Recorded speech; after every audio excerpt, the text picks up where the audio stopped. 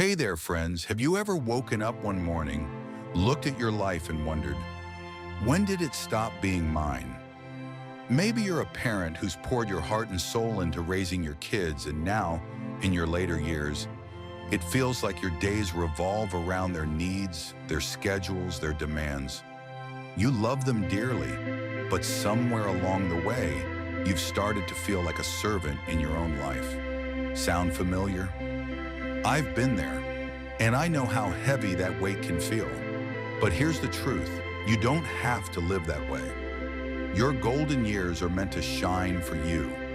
Today, I'm sharing 6 powerful ways to reclaim your freedom, protect your peace, and live a life that's truly yours, while still being the loving parent you've always been. Let's dive in and rediscover the joy of living on your own terms. Number 1. Draw the line with clear boundaries. Let me ask you something. When was the last time you said no to your kids without feeling a pang of guilt? If you're like most parents, you've spent decades being the provider, the fixer, the one who's always there. But here's the deal. Your job as a parent was to raise independent adults, not to be at their beck and call forever. If you're constantly dropping everything to babysit, run errands, or solve their problems, it's time to set some boundaries. This isn't about shutting them out. It's about mutual respect. Your time, your energy, your life, they matter just as much as theirs. Take my friend Robert, a 72-year-old dad who was babysitting his grandkids 5 days a week. At first, he loved it, but soon his days weren't his anymore. He was exhausted, missing his hobbies, his friends. So he sat his kids down and said, "I love you, but I need my time too." Guess what? They figured it out, found other childcare options, adjusted their expectations. And Robert, he got his life back without losing that bond with his family. You've got to be bold enough to say, "My needs matter." It's not selfish, it's essential. You're teaching your kids to respect you while showing them what it means to live with purpose. So draw that line. You've earned it. Number 2, guard your financial future. Now let's talk money, because this one's a biggie. I know how tempting it is to help your kids out. A loan here, a gift there, maybe co-signing a loan because you want to see them thrive. But let me be real with you. Once your savings are gone, no one's coming to refill your bank account. Your retirement is your time to enjoy the fruits of your hard work, not to struggle because you gave too much.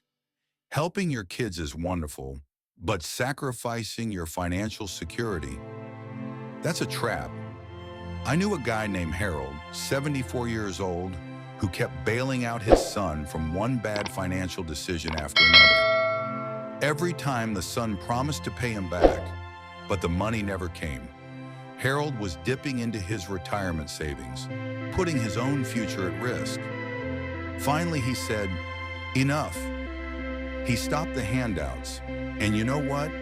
His son stepped up, learned to manage his own finances, and their relationship got stronger because it wasn't built on dependency anymore. Before you say yes to another financial request, ask yourself, can I afford this? Is this enabling them or empowering them? Protect what you've worked for. Your peace of mind depends on it. And if you're nodding along, drop a number 2 in the comments to let me know you're with me. Number 3, keep your spark alive. Picture this. You're so wrapped up in your kids' lives, babysitting, running errands, being on call, that you realize you've forgotten what makes you happy. Your world's gotten smaller, and suddenly you're not sure who you are outside of mom or dad. That's a wake-up call. Your identity isn't just being a parent. You had passions, dreams, hobbies before your kids came along, and those things still matter. Take Edward, a 76-year-old retired teacher who loved woodworking. When his daughter had her first kid, he jumped in to help, spending all his time with his grandson. Before he knew it, his tools were gathering dust, and he felt like a shell of himself. A friend pushed him to pick up woodworking again, and when he did, it was like a light switched on. He found joy, made new friends, and felt alive again. Don't let your world shrink. Whether it's painting, gardening, traveling, or just coffee with friends, keep doing what sets your soul on fire. Your kids have their lives. Make sure you're living yours. You're not just here to be needed, you're here to thrive. Number 4, raise independent adults. Here's a tough question. Are you helping your kids or are you holding them back? When you swoop in to fix every problem, pay their bills, solve their crises, make life easy, you might think you're showing love. But sometimes love means stepping back. Your kids need to learn resilience, and that only happens when they face life's challenges head on. I knew a dad named Frank, 70 years old, whose son, in his 40s, still leaned on him for everything. Money, advice, a safety net. Frank was always there, but it was draining him, and his son wasn't growing. So Frank made a tough call. He stopped rescuing him. It wasn't easy. There were mistakes, sure, but his son learned to stand on his own. And their relationship? It got better, built on respect instead of dependency.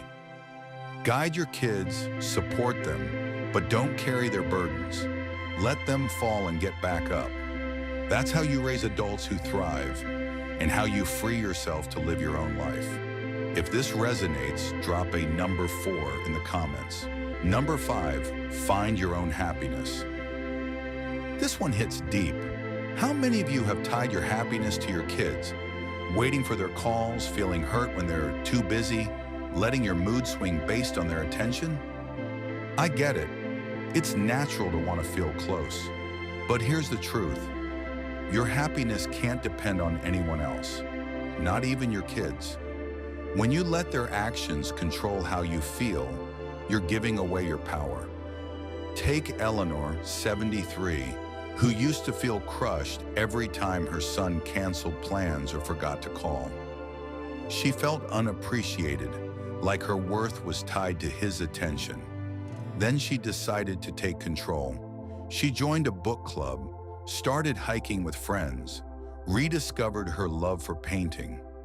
Suddenly, she was happier, more confident, and her relationship with her son improved because she wasn't leaning on him for her joy. Build your own emotional foundation.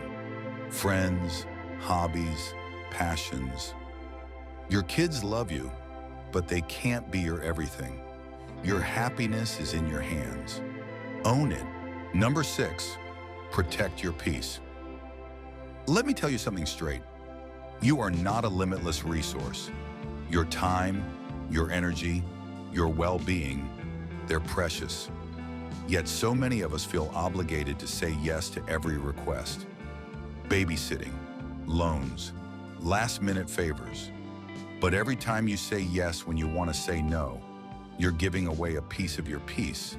Setting boundaries isn't about loving your kids less. It's about loving yourself enough to know your worth. George, 78, was the yes guy. Need money? Sure.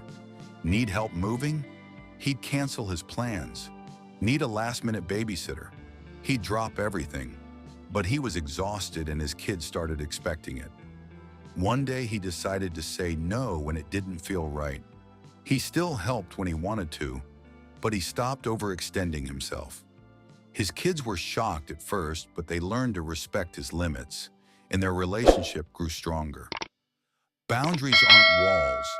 They're bridges to healthier, more balanced connections. Protect your peace. You've given enough. Now give yourself permission to live. If this hits home, drop a number 6 in the comments. Final thoughts. Your life, your terms. As I wrap this up, I want you to hear this. Your golden years are yours. You've spent decades giving everything to your family, and you've done an incredible job. But now, it's time to prioritize you.